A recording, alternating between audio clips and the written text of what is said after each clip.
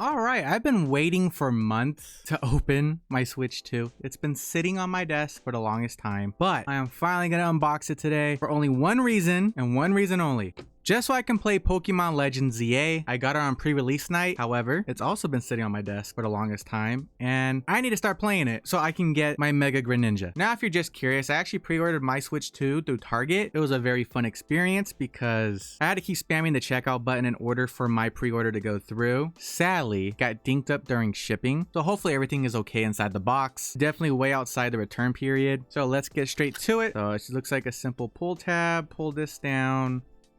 Okay, did I open this upside down? We're not going to talk about that.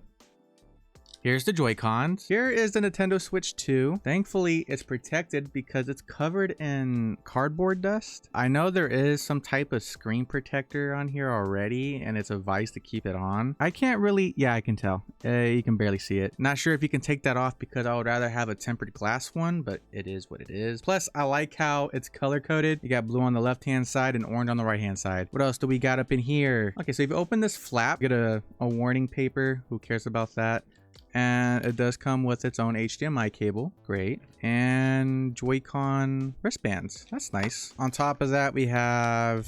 Interesting, it's not one big plug this time around. It's a very fat USB-C charging brick for the power supply. Not sure if you can see it, but it's already scratched. And the cable, which I hope is long enough. I mean, it'll definitely get the job done in my setup, as the Switch 2 is going to be close to my PC.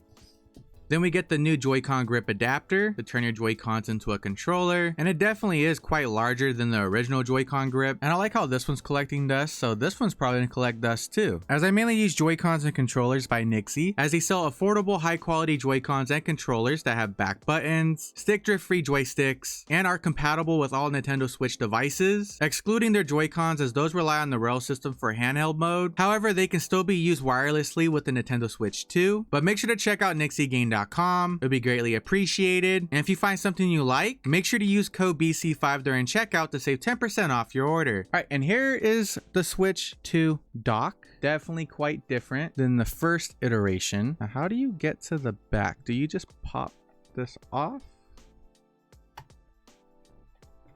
Yeah, okay, it's a simple pop off. There's your power in, HDMI, and the Ethernet connection. All right, but let's get straight to it. Hopefully this is already charged, and I really hate how much cardboard dust I have right now. This is insane. I'm just gonna do this in front of the microphone. Let's hear this lovely...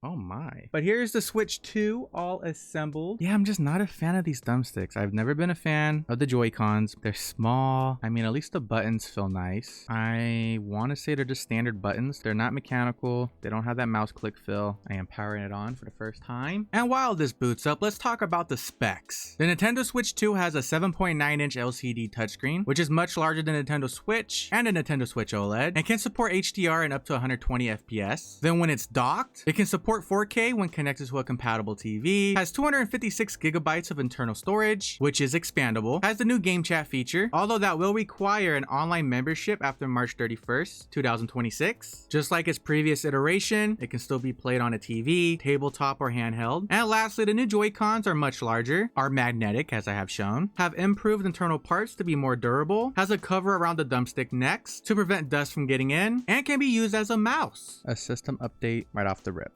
Oh, wait, hold on. So when you play, you can charge it here. And then of course, when it's docked, or if you want to charge it, you can plug it down here. That's really nice. You have options this time around. Game card, headphone, volume up, down. How does this stand work? I am not a fan of this stand. Like taking it out, that scares me. Okay, hold release button. What's the... Is that the release button? That's the release button. Oh, okay. I'm not a big fan of that. I feel like I'm about to break something. You just got to get over that fear of maybe breaking your console and your Joy-Cons, but they pop out. Oh, they want me to release. Okay, I didn't know that's part of the thing. We'll worry about this later. I don't care for the strap. Obviously, I know how to use the Switch. Yeah, let's go ahead and update this. All right, cool. So you can system transfer. Hopefully, it's a simple process. Before starting a system transfer, if you have a micro SD Express memory card, please insert it. Okay, so So I gotta get a new micro SD card for this system. I'm not sure if you guys can see that, but in order to put an SD card in, make sure it says Express or EX. So we'll go ahead and skip this part. First, log into your Nintendo account. I don't even know my password. All right, I'm logged in. Now what? Okay, confirmation code. Oh, you actually gotta type it in. Okay. By the way, this is also a touchscreen. All right, yep, that is my account. All right, now you gotta move this console next to your other console to receive data. Okay, so I'll put you over here. Please connect an AC adapter to start receiving data. So you do have to have it plugged in into the power brick before you start transferring. Open the system settings on the home menu. Go all the way down to system. Oh, right here, system transfer to Nintendo Switch 2. Click it. Will be transferred. Okay, that's fine. Next. You can keep playing compatible Nintendo Switch software on the Nintendo Switch 2 system. However, some games may not be supported or fully compatible. Great. I am prepared. Can we get this show on the road? Do I really gotta read all this? Next. Users who are not linked to Nintendo Switch account will be removed from this system and transferred to the Nintendo Switch 2 system. Okay, that's fine. Yeah, my siblings like to play games on my Switch. Save data for the following software will be removed from this system and transferred. I don't care for Rogue Company. I thought that lost all compatibility. Now I gotta charge you?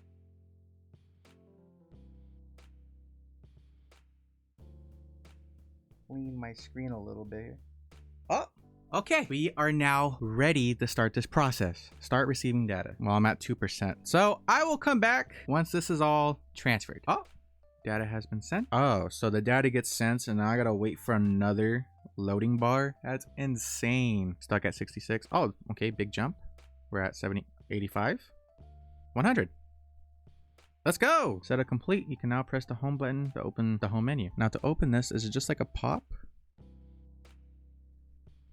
I don't like this. That scares me. What the hell? I do not like that. Here, let me get a better view of this. So it pops out real easy once you get used to it. But this little flap, I feel like that could break so easily. Like, why did they do that? Now, let me go ahead and get this switched over into the dock mode. Obviously, we're here for the Nintendo Switch 2 gameplay. And I mean, recording it like this is definitely gonna get the job done. You're not gonna get the full experience. So, switching over. Well, since I'm already here, might as well. I wanted to showcase this. So, does it just... Okay, it just connects. Although I will admit my main concern when it comes to this Switch 2 is that part right there. That to me feels like a flaw. Hopefully I never break it.